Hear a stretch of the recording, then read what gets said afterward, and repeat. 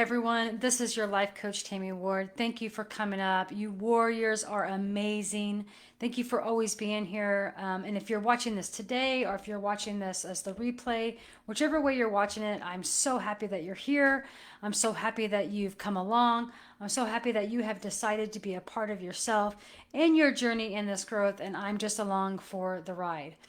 I'm hoping you all had a great week, and that understanding the definition and the breakdown of self-doubt has been helpful for you. Today is all about going into your story about self-doubt, where it came from, when did it happen, all that lovely stuff that we never want to talk about, right? I mean, finding our stories, and there's so many of our stories that we go through, but finding that true story, that one moment in time that just began self-doubt, whether it was from someone else's words or whether it was from your own situation and how you responded to something or reacted to something. I mean, this is what it's all about. What story do you tell yourself? Now think about it for a second. I know for me, oh my goodness, the story I kept always telling myself was just anytime I had to read a book, do a math problem, answer an English test, or read aloud in class, it was just completely self-doubt, boom, done, hit me like a ton of bricks. And I always thought it was just that. I always thought it was the fear of being a student in class. But really what it was is that from childhood trauma, I learned that my self-doubt began in the definitions of other people's, what they gave me, in the sense of like, I was informed when I was younger that I was not so bright. I was informed when I was younger that it wasn't always going to be roses for me. And, in finding out as an adult that I had dyslexia, surely a shit didn't help, right? So the story I kept telling myself is that it was school. I was unable to be in school, do school. And from there, it was just like, oh, it was just, high school was hard.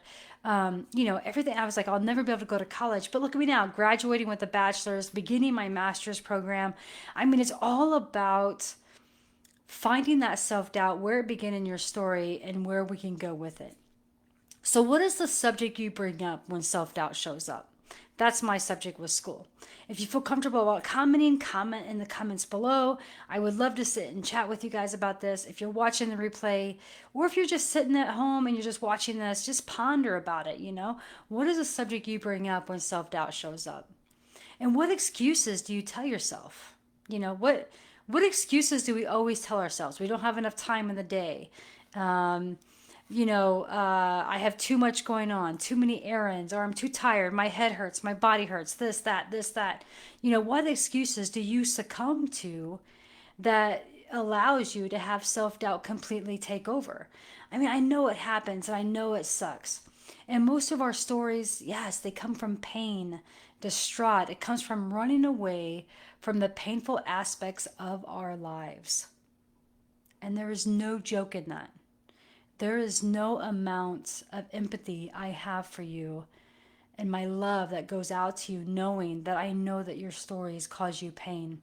I know that the distraught feelings that come up when these happen, and we all want to run away from it. We all want to dismiss it. We all want to be like, oh, this is never going to change. This is never going to work out. The thing about that is we run away from thought. That's what we're running away from. You have a situation that occurs, or you're in a conversation with somebody and self-doubt pops up, and then all of a sudden you have thousands of thoughts that pop into your head about how you're feeling. And then you make a choice in that moment to decide if you're going to allow self-doubt to consume you, to succumb to it, right? We do this from, self-doubt comes from trying to trust people. From people trying to love us. We run away from ourselves anytime that happens. And we're running away from the challenges in life. So in this week too, I challenge you to think about a story that you have told yourself over and over and over. Now, in that moment, as you're thinking about it, ask yourself, do you put off this story? Have you changed the story? Do you add to the story? Do you tell yourself the story so you can get the feeling of self-doubt? And I know that sounds a little weird, but that's just how our natural body works. I mean, think about it. Our bodies have not changed since the caveman time. So neither has our brain. Yes, our brain grows, it functions and all that stuff, but our brain is simply meant to protect us.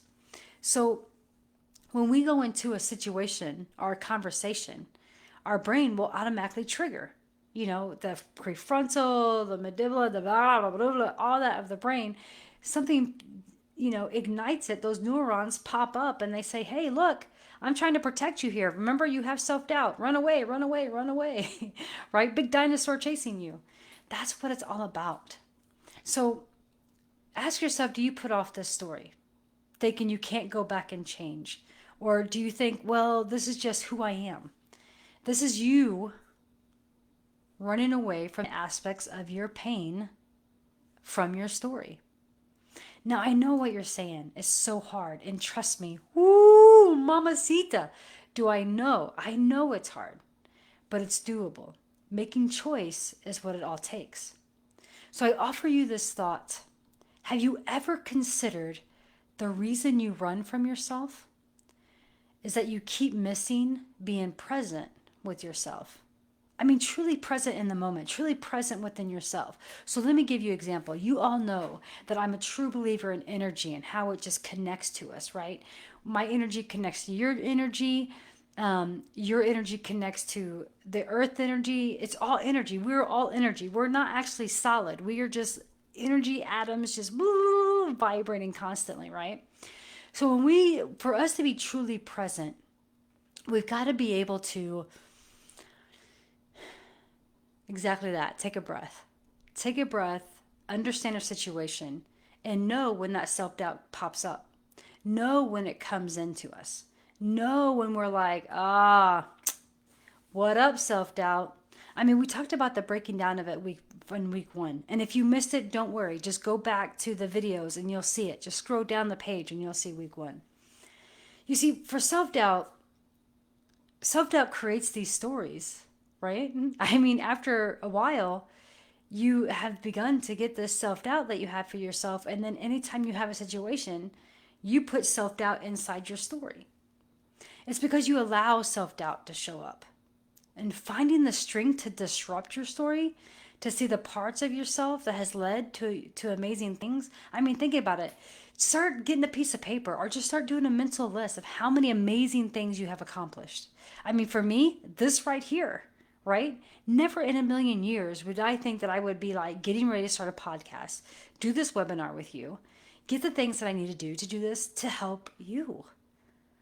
It is my sole mission in life to do this.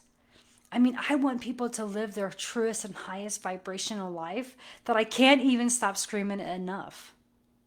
So when self-doubt pops up, that's when you befriend it. And we talked about that last week. And you make a choice. Strength and confidence comes from continuing to try and try and try again. So finding that strength to carry on, even though that self-doubt is right there, you just got to keep trying to do it. See what works for you. Now, as a life coach, it's my job to ask you those questions to get you to that answer, right? In this webinar, these are tools that I'm offering you to be able to understand on how to be besties with self-doubt. You can't rid yourself of self-doubt because it's there, right? It's always going to be there. It is embedded into your brain, and embedded to your brain is that fight or flight. But if you could take a look at all those things that you have accomplished, riding a bike, tying your shoe, learning to take a bath, you'd be surprised of all these things that you never even think about, that some people can absolutely not do at all. So seeing your strength in your story defeats self-doubt. Doesn't rid of it. Doesn't get rid of it. Doesn't go away, but it defeats it. It says, whoa, whoa, pussycat, not today. You have to stop running from it to find out where it began. You have to make the choice to embrace the pain to take it on. And I know that's a lot. I'm all about embracing life boldly. And for you warriors that are out there that are having the courage to step up and embrace into your life, you know that the choice to embrace your pain is exactly what's going to be the key to unlock the shackles. So do you want to still live in pain? I don't think so. I know I didn't. What choices can you begin to make today to take control of your story? I'll give you a second to think about that while I take some water.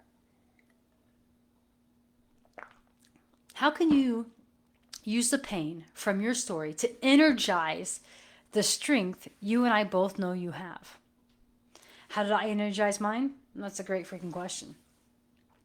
For me, I energize my pain of self-doubt from knowing that if someone else has done it, then why can't I?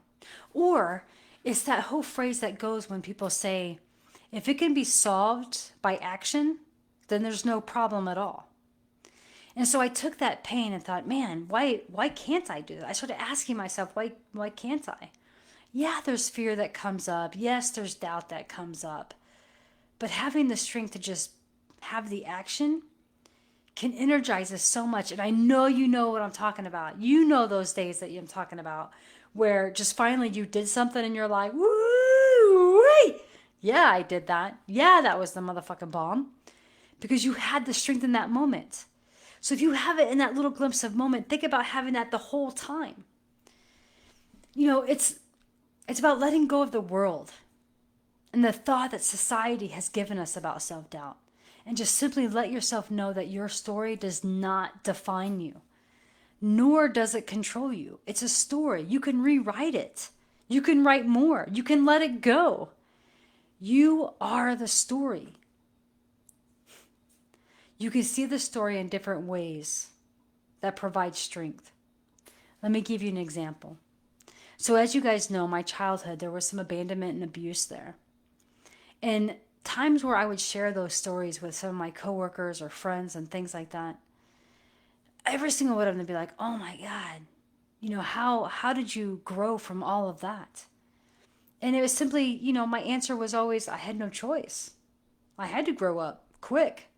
You know, I got nobody watching me. You know, I'm young. I'm digging the dumpsters for alcohol and bottles. You know, I got to figure this shit out. But the thing about it is that I see the story in different ways in the sense that I learned the strength that I had to survive. To survive. And we've all been there. And so if I can find that strength at like 10, 11 years old to survive, I sure as the hell can find it definitely at 43. So above all, know that you are living and refinding self because of your story, because of the strength you have to conquer through that pain. Now look, I told you in the very beginning that this 4 weeks was going to be heart-wrenching, thought-provoking, excuse-finding, mind-balancing, and tool-building that will transform you. And you will learn to dissect your patterns and transition into positive habits. But the only way to do that is to do the work. The work works. Trust me, I've been there. I hope you guys can find this week too, and that it was bringing you thoughts and bringing you ideas and bringing you a newfound way to see your story and to know what happened in your story and when did all self-doubt show up. And know that the moment you choose to not allow self-doubt to succumb you, you've chosen confidence, you've chosen strength, you've chosen to write another story. This is your life coach, Tammy Ward, guys. Embrace life boldly. I'm so proud of every single one of you warriors. And I wish you have a great week. Until next Wednesday, 4 o'clock Pacific time, meet you right back here. We're just going to dive into it. All right, guys. Have a great one.